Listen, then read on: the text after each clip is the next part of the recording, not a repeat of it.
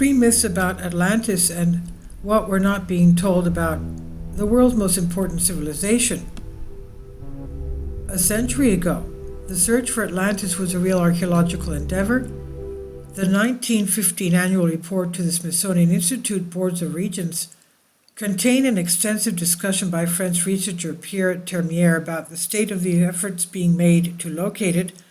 Termier was no New Age occultist either. He was a member of the Academy of Sciences and director of the Geological Chart of France. Why is it now, 110 years later, that the search for Atlantis has been labeled de facto pseudo-archaeology by places such as Oxford Reference Dictionary? A great example of a begging the question fallacy could not be produced. Not only that, but a deliberate and systematic undertaking by certain corners of the archaeological communities aimed at convincing you that pondering the subject of a lost advanced Pleistocene age civilization makes you a white supremacist. We know these historionics and efforts to cancel certain voices are hallmarks of the intellectually bankrupt, who stand to lose a lot of credibility were it to be found they were completely wrong for so long. But is there more to it than just that? The Apocalypse of Jan Navalkya, published April 2023 by Library of Cernay, fearlessly explores that question, and in doing so, has made a series of discoveries that will leave you awestruck. As it turns out, we've been lied to about Atlantis for a very long time.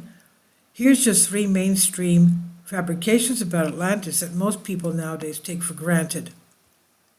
Myth number one, Atlantis was an island in front of the Strait of Gibraltar. We've all heard this claim repeatedly ad nauseum for a very long time, but does it really agree with what Plato says about their territory? Certainly, if we look at only at certain points of Plato's Timaeus and Critias, we might be led to that opinion. Our documents record how your city once halted an enormous force that was marching insolently against not just the whole of Europe, but Asia as well, from its base beyond Europe in the Atlantic Ocean. I should mention that in those days the ocean there was navigable, since there was an island in front of the strait, which I've heard you say your people call the Pillars of Hercules. This island was bigger than both Asia and Libya combined. This quote from Timaeus is what most people focus on, but this is not Plato's full account. We need to look a bit further.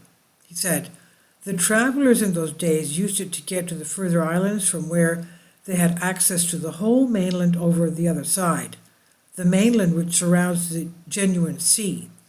Everything this side of the strait is like a narrow-mouthed harbor, and that is the true sea, and the land which completely surrounds it truly deserves the name mainland. On this island of Atlantis, a great and remarkable dynasty had arisen, which ruled the whole island, many of the other islands and parts of the mainland too. They also governed some of the lands here inside the strait, Libya up to the border of Egypt, and Europe up to Eritrea. The complete quote makes it obvious that the island in front of the strait is the island of Madeira, which is more than large enough to be a naval base as described by Plato. The other islands are very possibly all of Micronesia, and the mainland there being the Maghreb region of Africa, as well as parts of southern Europe from Spain to Italy. Together we have a territory most certainly bigger than both Asia and Libya combined, as the ancient Greeks understood those continents. Why has there been such a focus on a mythical massive island in the Atlantic, rather than paying attention to the full context of the quote?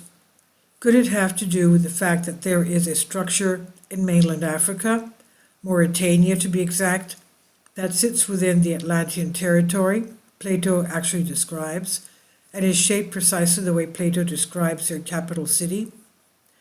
Furthermore, this feature, dubbed by Ratchet structure, has been inhabited by humans for hundreds of thousands of years, and has been destroyed by the ocean that once violently passed over it in what looks like a cataclysmic tidal wave. Myth 2. Plato is the only source of the story of Atlantis. Perhaps more explosive a revelation is the fact that Plato is not even the sole ancient author to have mentioned Atlantis by name. In the 1st century BC, Diodorus Siculus published his Magnus Opus Bibliotheca Historica, a 20-volume history of the world that he compiled from other more ancient sources. Book 3 relays the work of the ancient Alexandrian scholar by the name of Dionysius Scytobrochion. The identity of this Dionysius is a bit of a mystery, as this name appears nowhere else in ancient literature. Some believe he is the same as Dionysius of Miletus, making the author at least a contemporary of, but probably older than Plato. However, Miletus is on the opposite side of the Mediterranean from Alexandria, and so it seems unlikely that Diodorus would have mixed the two up. It is here in Book 3 that we find an incredibly detailed independent account of Atlantis, where Plato talks about the geography of their capital city and government structure. Diodorus discusses the founding family, internal squabbles leading to a potential civil war, religious rites, and other subjects Plato says nothing about.